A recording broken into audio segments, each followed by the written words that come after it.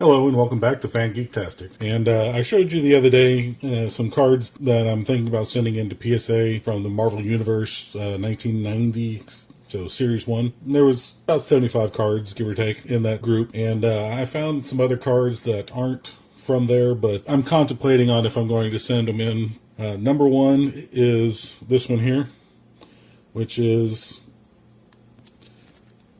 called Stan the Man. And this is from the Spider-Man Series 2 from Comic Images. This is the McFarlane era Spider-Man.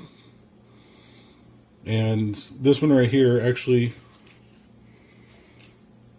top and bottom here are the exact same spacing, side to side, exact same spacing. There is no chipping along the sides. On the back, it's perfectly centered, top to bottom, and then side to sides equal. And there's no chipping anywhere on the back here. So I think there's a good chance that this one could be a 10. And currently there's 0 out of the 10 cards that are a 10. So I think this might be a good one to send in. Marvel Universe Series 3. Yeah, 3. There's 9 out of 14 of these Wolverines are 10s. So 5 others are something other than a 10. I got 2 of them that are identical. They don't have any chipping. They're perfectly centered. They might be good to send in. I still need to look up pricing. But I got Captain America. There's 9 of them in the census. And only 5 are a 10. And all of these are, I've already checked them for centering. I've checked the edges for chipping. So this is Carnage's first appearance in the Marvel Universe cards. He did show up in the McFarlane era card set at the very end. Card, I think it was 84. But the ones that I have are so off-centered that it's never going to even think about being a 10. But I have 3 of these. And even though the McFarlane era card was technically first, this, because it's the main one for the main series of cards, is the one that people are recognizing as the rookie card. And then we got Thanos, and all of the 5 cards that have been submitted have been 10s, whereas there's only 3 of the Carnage, and only 1 of those were a 10. Now these Storms I probably won't send in. There's been none submitted, so there's no 10s. They are perfectly centered. They are, free of chips. So if I wanted to, I could. If I do, then it'll be one of the long-term submissions where I'd probably get it back somewhere in 2023. Next, I have pretty nice looking Deadpool. It's a little difficult to see because of all those reflections that I'm getting.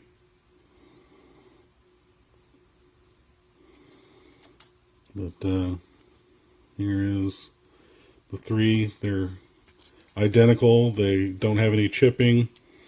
Their centering is really good. It's really hard to tell the centering on these because of the fact that they're not symmetrical.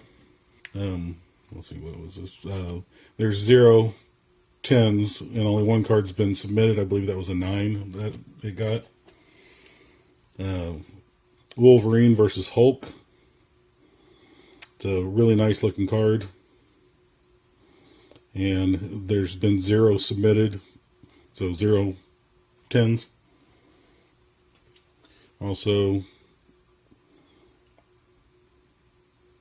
Sabretooth versus Wolverine, or Wolverine versus Sabretooth, however you want to look at it. Also, it's 0 for 0. And then we got Marvel's first covers, Series 2. And so far, this is the only one that anybody's submitted.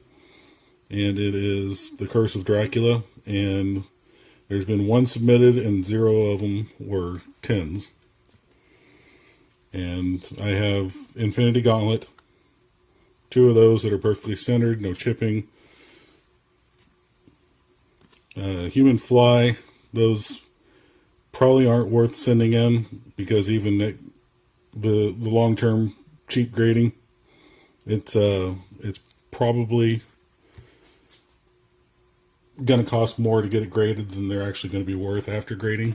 But I'll look into it and see, because I don't think the actual comic book is worth all that much. Now, and these last 3 are not really ones that I would expect to get a 10 for, but I think they might be worth grading because they're actually in really good shape. The centering is a little bit off on it, not by much. It's mostly on the back. It's a little bit wider side to side, on this side, as you can probably see. So that one's most likely not going to get a 10, but I might be able to get, somewhere around an 8 for it, maybe a 7, hopefully in that general ballpark. Then we got this one here. It's also fairly well centered. It is a little bit taller on the top, or a little bit wider on the top. And then on the back, you can see it's shifted to the left. So this will probably get a mid-upper grading. And then we got 77 Star Wars Stormtrooper sticker. And it is shifted to the right. So, believe it or not, there's only 13 10s, and there's only been 121 cards of this particular card that has been submitted to PSA for grading. So, you would think that there would be more than 88 of these Boba Fett's, and 100 of these have been graded. And there's only 5 of these that were actually graded as a 10. So those are the cards that I wanted to show you. Other than the last 3, let me know if you think any of these I should not worry about sending them in. So thank you for joining me today as I discuss the cards that I'm thinking about sending in for PSA grading. If you enjoyed this video, please like, share, and subscribe. For everything you're a fan of, everything you geek out about, this is Fan Geektastic, and we're here for you.